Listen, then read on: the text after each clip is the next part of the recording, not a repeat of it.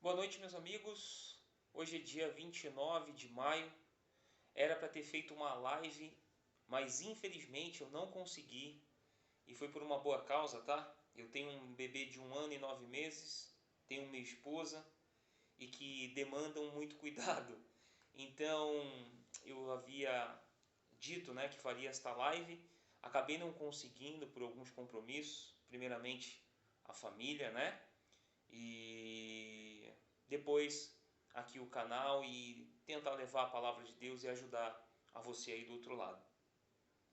Eu falei sobre a questão do reino de Deus e falei que iria falar um pouquinho sobre este reino tão desconhecido a tantas pessoas, a tantos evangélicos. Eu não vou falar cristão, mas um reino tão desconhecido por tantos evangélicos.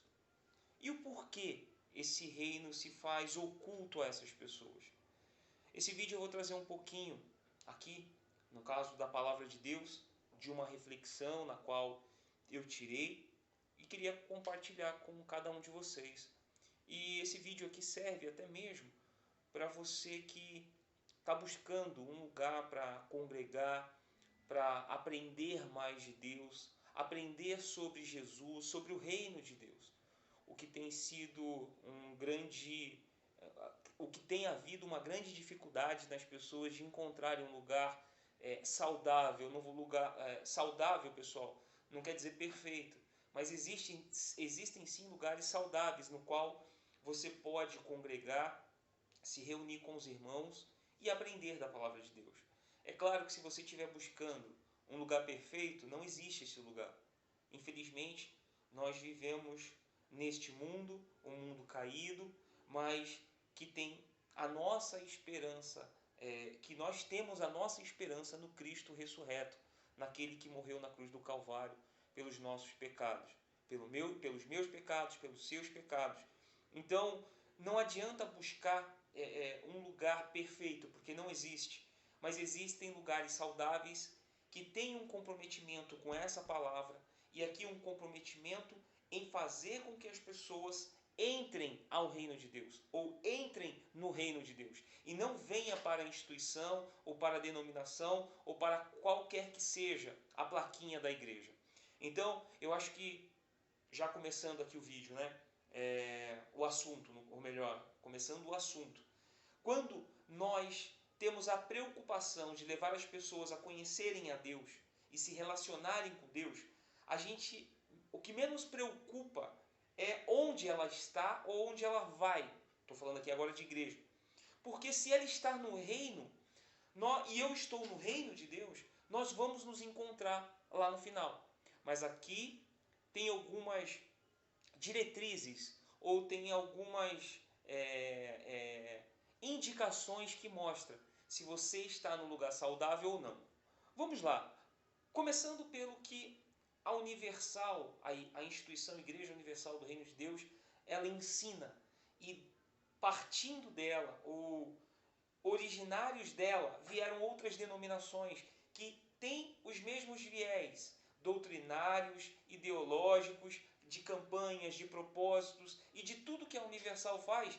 Esses outros ministérios ou essas outras igrejas copiam e só mudam o nome. Então, nós temos o exemplo da Universal, que é a maior igreja neopentecostal do Brasil, se não do mundo. Eu não sei se do mundo, mas do Brasil certamente a instituição universal é a maior. Ela vem seguida da Igreja Mundial, Plenitude, Renascer, e tantas outras denominações, a do missionário R.R. Soares, a Igreja da Graça. Então, essas instituições religiosas, essas igrejas, que têm uma forma de ensinar ou de levar as pessoas a se relacionarem com um Deus utilitário.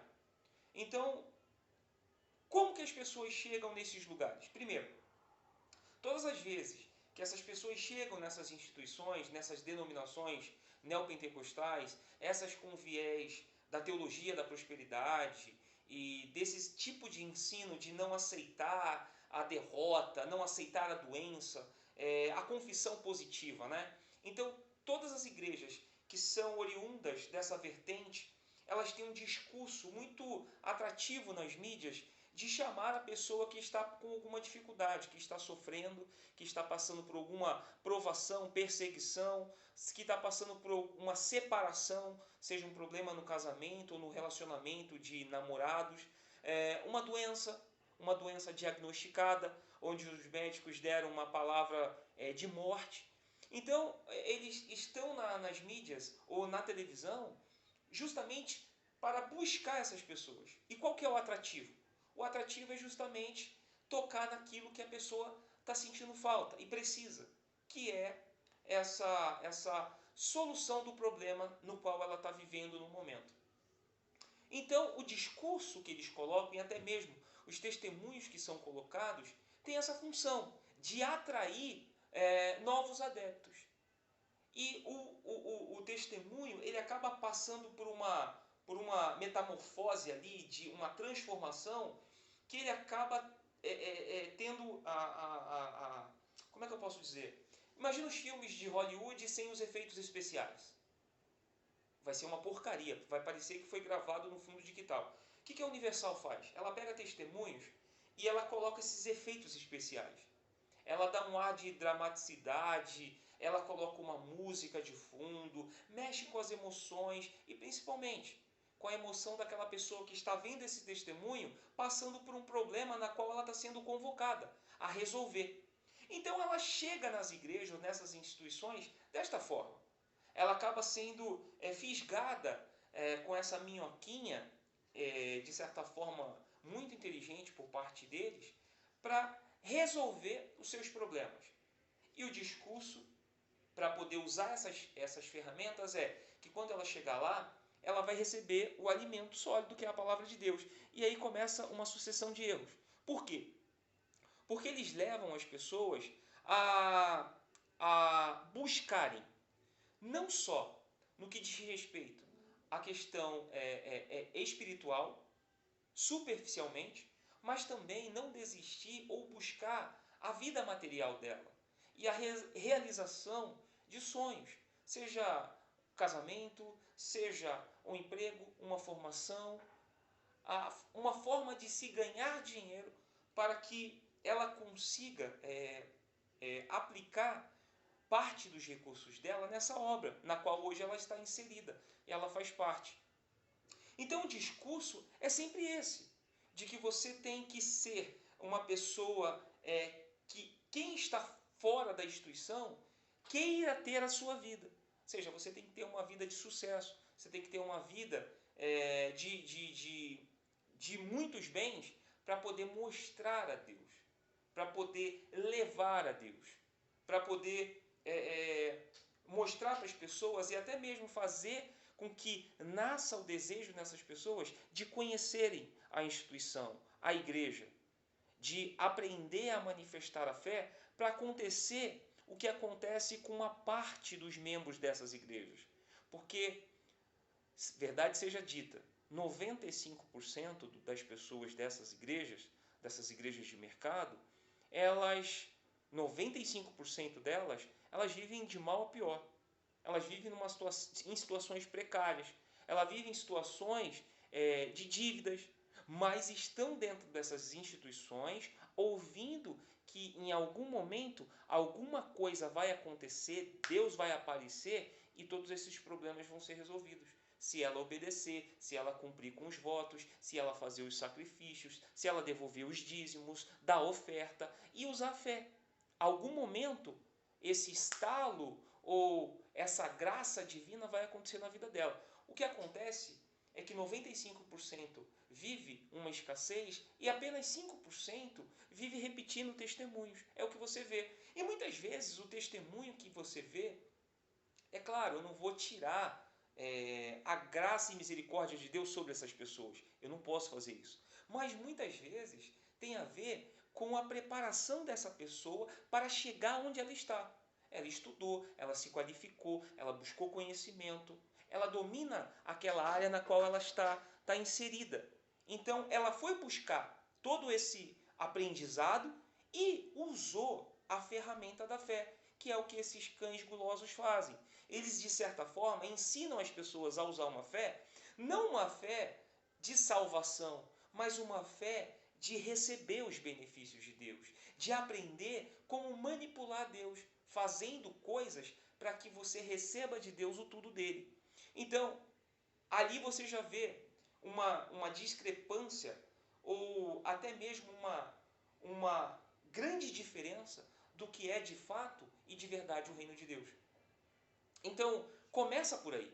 Então, eles vêm com esse discurso justamente para trazer você para a instituição, ou trazer vocês para a instituição, assim como um dia eu fui dessa instituição.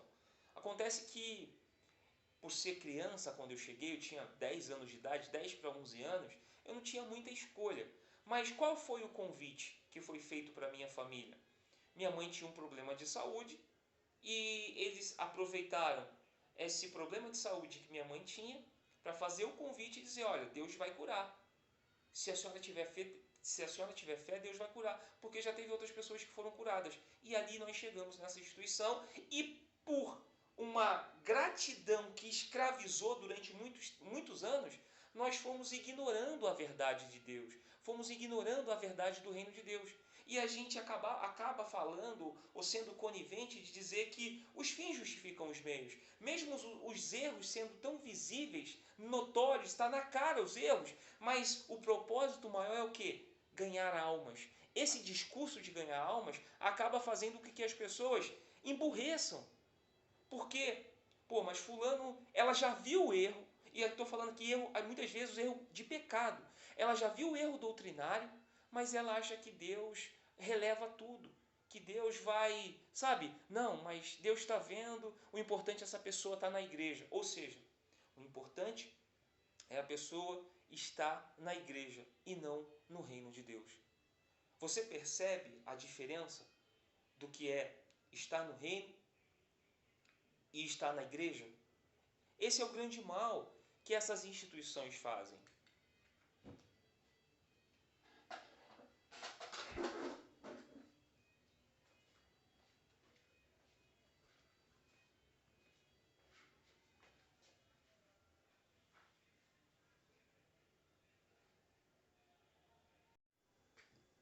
Então, meus amigos, essa é a grande diferença de quem apresenta o reino de Deus e para quem apresenta tão somente a instituição, a igreja. Então, eles vendem algo que é para você ficar dependente da instituição, do local físico, e não dependente de Deus. O reino de Deus, ele não se dá ou não se prende a paredes de um templo, ou de uma denominação, ou de um monte, ou de algum lugar no qual eles sacralizam para fazer com que você se apegue a eles, dependam deles e passem a não depender tão somente de Deus. Tudo que eles ensinam te prendem a esse mundo. Tudo que eles ensinam, muitas vezes eles vêm com esse discurso de você não se prender às coisas ou às coisas materiais, mas como não se prender às coisas materiais se tudo que eles colocam nos seus testemunhos dos seus membros tem a ver com casa, com carro, com viagens, com tudo que é explícito por eles nos telões dos seus templos? Como que você não vai se apegar às coisas deste mundo? É impossível. É impossível você entrar no reino de Deus com um pensamento dividido. É impossível você estar inserido no reino de Deus se o seu pensamento está no carro que você vai trocar no final do ano, o emprego que você quer ter, ou o salário que você quer determinar, que você antes dá o dízimo do salário que você quer. Veja essa aberração. Me desculpa, isso não é fé inteligente. Isso não pode nem ser chamado fé burra, porque é de uma grosseria, é de uma estupidez, que acho que falar que é inteligente ou burra, sabe, é de uma estupidez. Parece que as pessoas arrancaram de dentro dela o cérebro, que ela não tem. Que no lugar deve ter um montinho daquele negócio com um monte de mosquinha voando. Porque Como posso querer estar no reino de Deus? Como posso querer estar inserido no reino de Deus, dizendo para Deus o que Ele tem que fazer? Como eu posso acreditar que estou no reino de Deus, se eu quero que as coisas sejam do jeito que eu quero, da forma que eu sonhei? Ou seja, em nenhum momento eu abro mão do meu eu, de mim, das minhas coisas.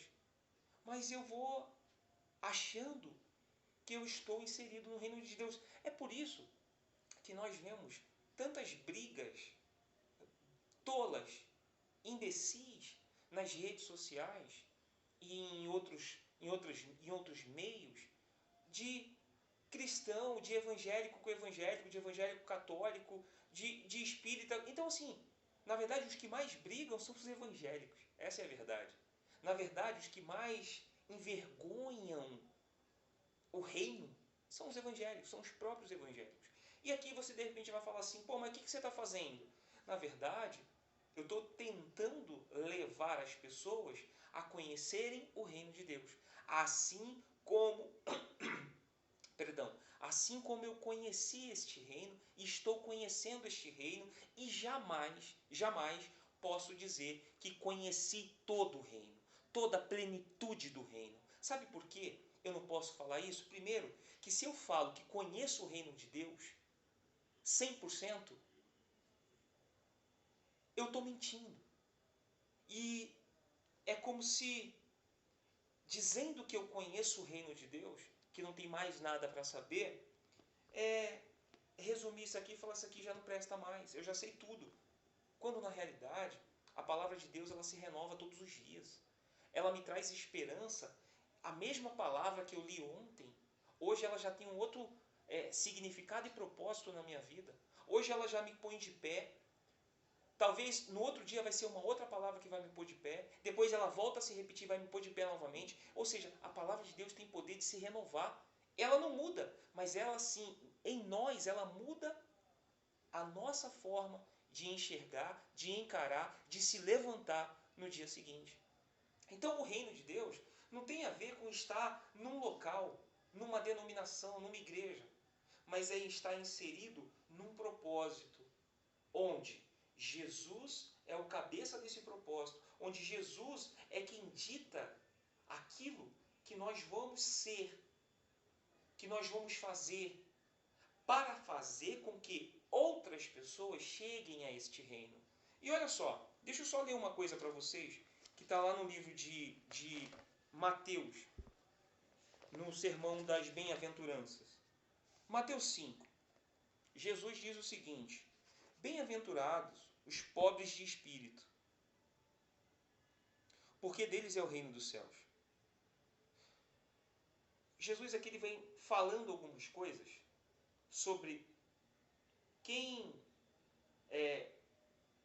herdaria o reino de Deus, ou o reino dos céus.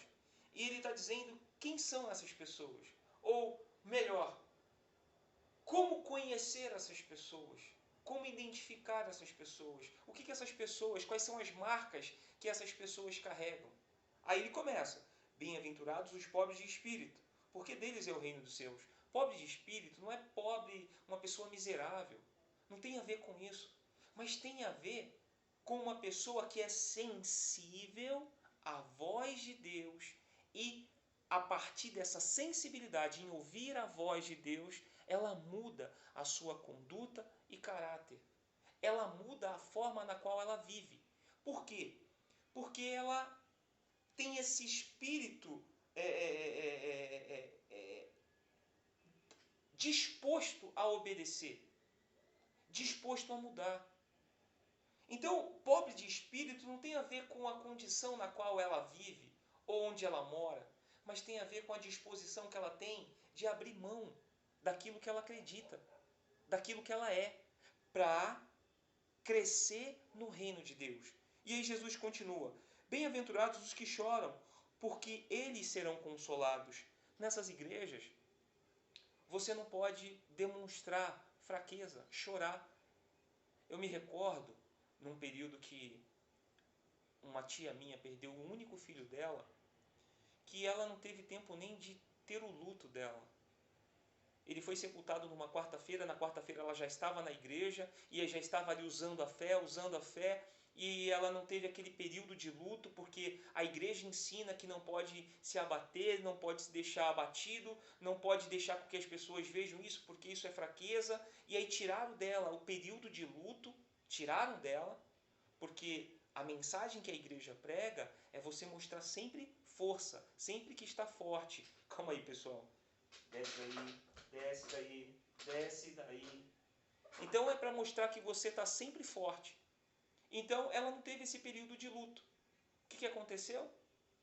Hoje minha tia tem um problema na pele que certamente foi decorrente de uma questão do sistema nervoso que acabou assim, atacando a estrutura física dela, do corpo, da pele. Muito certamente porque ela não teve esse período de luto. Então, aqui o Jesus está falando, bem-aventurados os que choram, porque eles serão consolados. E aqui o chorar não tem a ver com não tem a ver com perder, não tem a ver com uma escassez, não tem a ver com uma situação comum a todos os seres humanos. O bem-aventurados os que choram talvez tenha a ver com a forma com que você olhe para você e como você se veja. Talvez você não chora porque você se acha autossuficiente, porque você se acha forte demais para demonstrar fraqueza e você não chora. Quando na verdade, bem-aventurados os que choram é que confessam de verdade que não são nada, que não podem nada sozinhos, que dependem de Deus, que precisam de Deus. Olha eu de novo com a gata. Que precisam de Deus. Ou seja, o chorar aqui tem a ver com reconhecer que nós precisamos dele para tudo. Para dar sentido à nossa vida. Para dar uma direção para a nossa vida. Porque nós não sabemos administrar as nossas vidas. Porque somos falhos. Somos propensos àquilo que não presta, ao pecado, ao erro. Mas aí, quando a gente se volta para Jesus e chora diante dele e reconhece as nossas fraquezas, debilidades, certamente o reino de Deus chega na nossa vida através do Cristo da cruz. E quando nós confessamos o nosso pecado, ele é fiel para nos perdoar, para nos lavar e para nos trazer esperança. Jesus continua: bem-aventurados os mansos, porque eles herdarão a terra. Bem-aventurados os que têm fome e sede de justiça, porque eles serão fartos. Você vê que ele fala os mansos. Quando você vê, dentro dessas instituições, pastores dizendo que se Deus não fizer, que se Deus não curar, se Deus não abrir uma porta, se Deus não fazer alguma coisa na vida daquela pessoa que está sofrida ou sofrendo ali na instituição dele, e ele fala que Deus tem que fazer. Você vê mansidão numa pessoa dessa? Você consegue ver, ou consegue fazer um paralelo do que Jesus está falando aqui com a vida desse bispo, desse pastor? Só a título de curiosidade, fazendo uma pergunta para você. Porque se você vê, eu confesso que talvez eu esteja fazendo uma leitura errada disso aqui. Mas você está no seu direito de fazer as suas escolhas.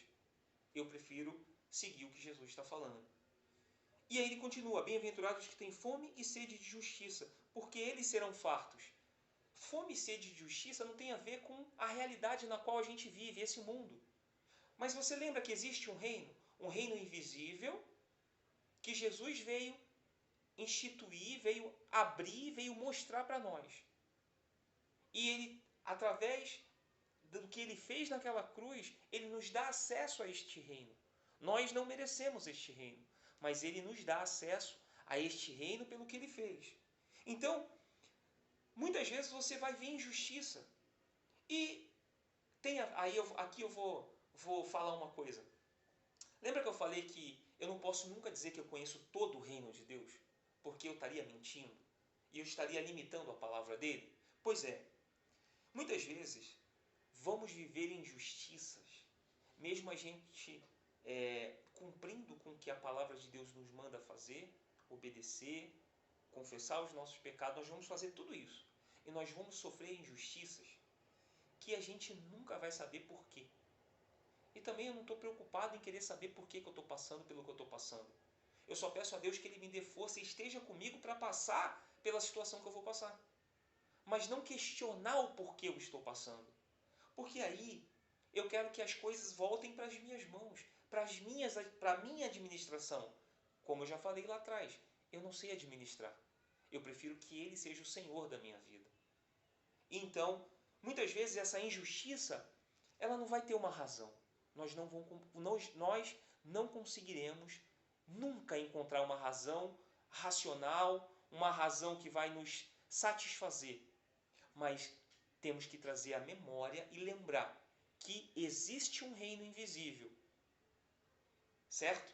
Quando existe esse reino invisível, eu não sei exatamente todas as coisas que estão nele, eu preciso confiar que Deus vai cuidar de mim. Isso já me basta. Ele continua: bem-aventurados os misericordiosos, porque eles alcançarão misericórdia. E aqui os misericordiosos, quando você vê esses falsos profetas dessas igrejas, eles têm uma aparência de misericórdia. Por quê? Eles olham para a pessoa, eles veem a situação da pessoa, veem como a pessoa está, e eles até se compadecem naquele momento da pessoa. Mas logo em seguida, eles não fazem nada para ajudar aquela pessoa diretamente. Como exemplificar isso? Como é que eu posso ver uma pessoa chegar numa igreja ou numa instituição religiosa, dizer que está com fome, que sua família em casa está com fome, e eu não vou tentar de alguma forma providenciar uma cesta básica, uma alimentação e dar para aquela pessoa?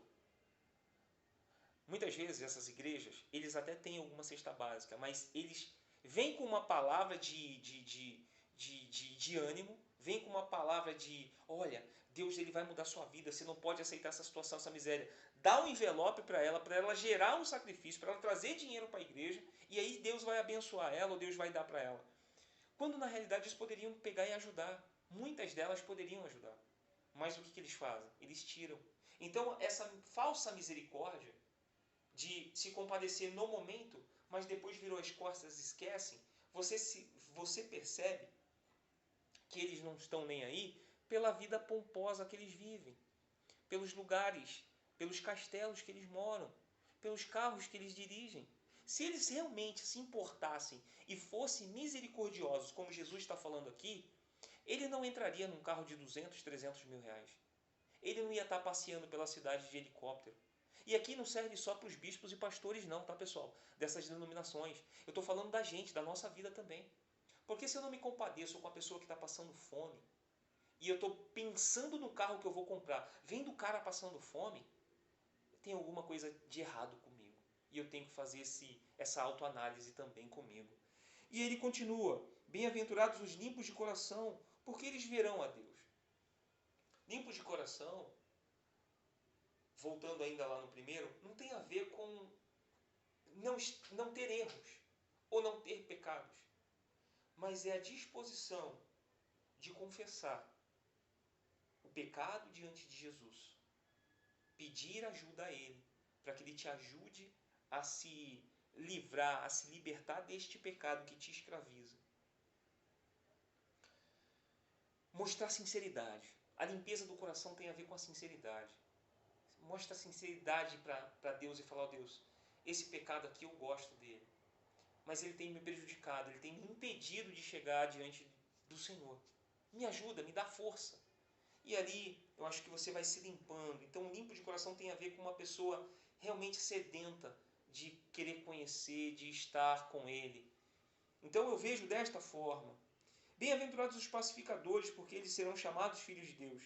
E aí ele continua com os bem-aventurados, bem-aventurados. Esse é Mateus 5, depois você dá uma lida. E olha só, também, como você pode identificar o que esses caras, esses falsos mestres, esses falsos bispos e pastores dessas instituições fazem. Eles vendem algo, ou eles ensinam algo, que está muito atrelado à vida material do homem e à vida espiritual. E você acaba não dando maior ênfase naquilo que é importante. Jesus disse: buscai em primeiro lugar o reino de Deus e a sua justiça, e todas as coisas, ou as demais coisas, vos serão acrescentados. Note, buscai em primeiro lugar o reino de Deus e a sua justiça. O que essas igrejas fazem?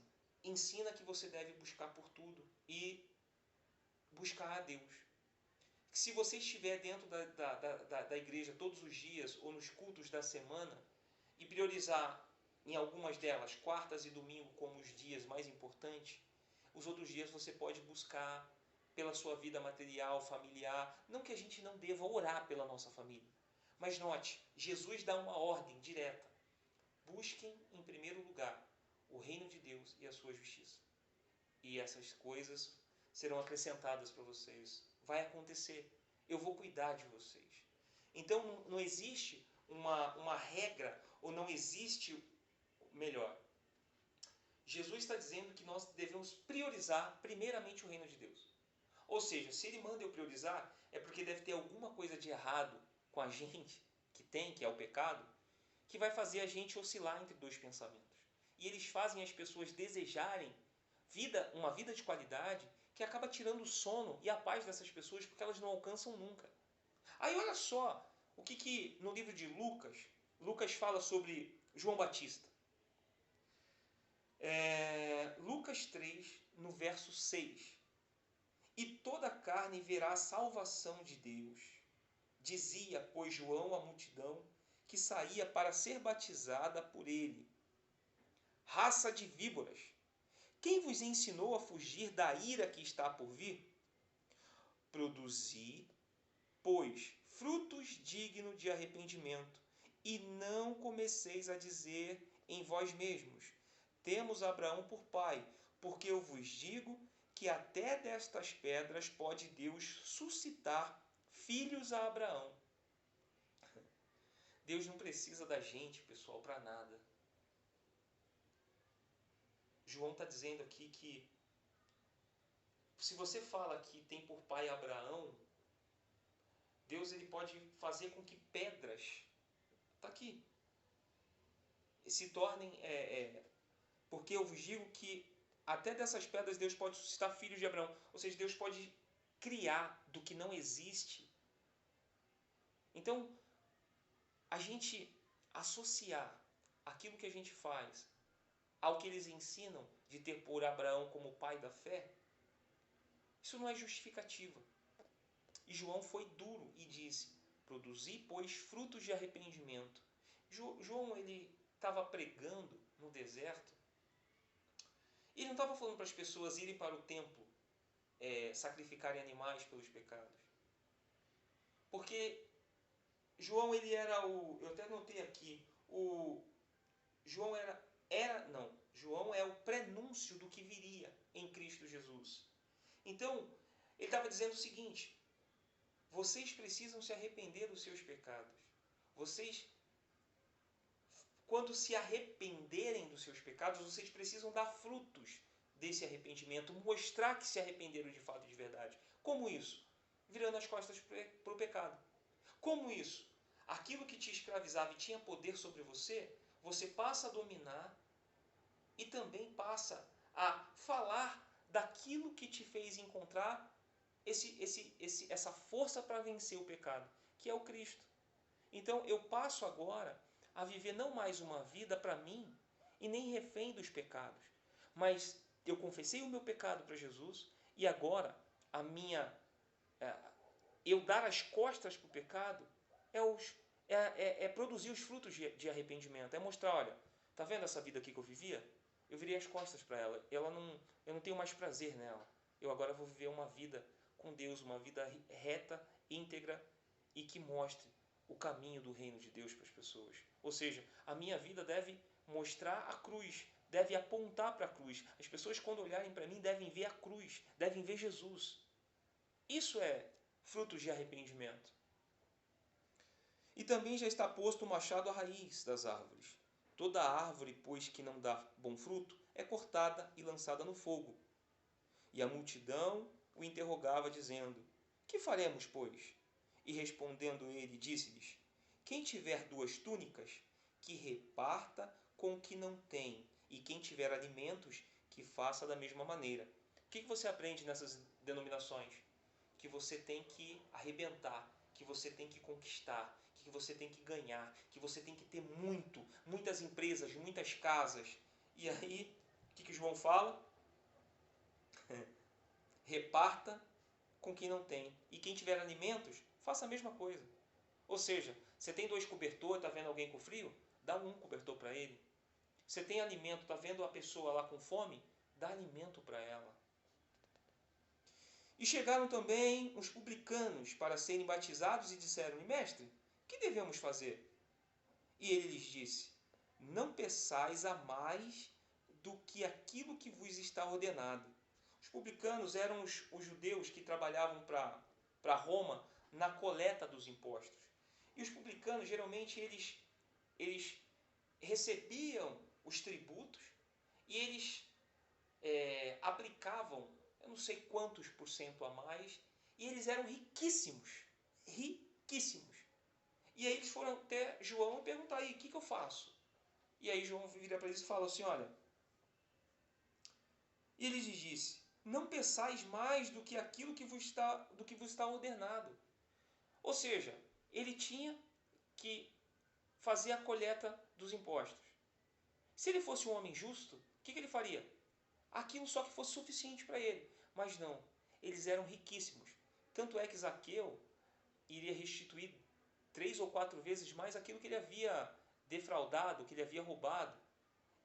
Olha só o que é o reino de Deus, ou como entrar nesse reino de Deus, ou como estar no reino de Deus.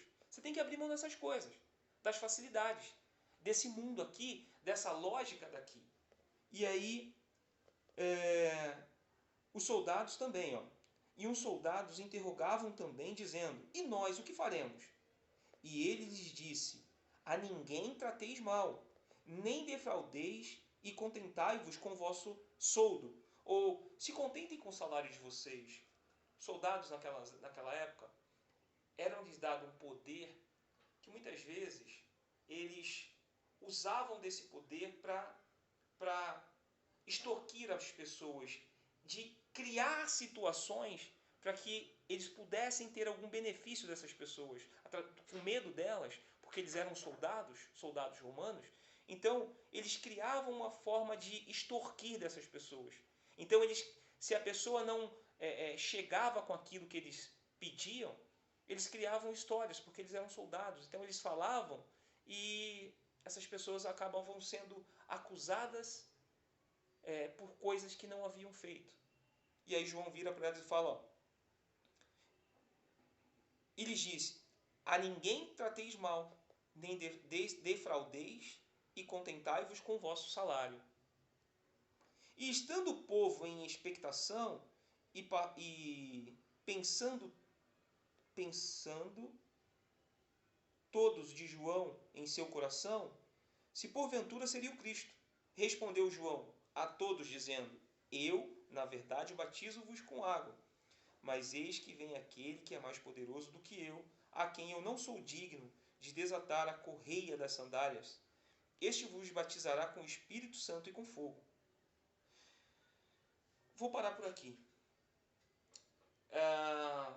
Essa passagem aqui, aquela passagem de Lucas, no livro de João também, fala sobre a voz que clama no deserto, que havia sido profetizada por Isaías.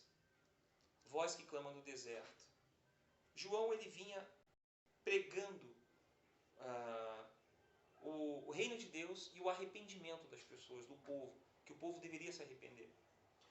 Quando você chega fazendo um paralelo agora, quando você chega nessas denominações, que você não é incomodado com a vida de pecado no qual você vive e é escravo, alguma coisa tem de errado.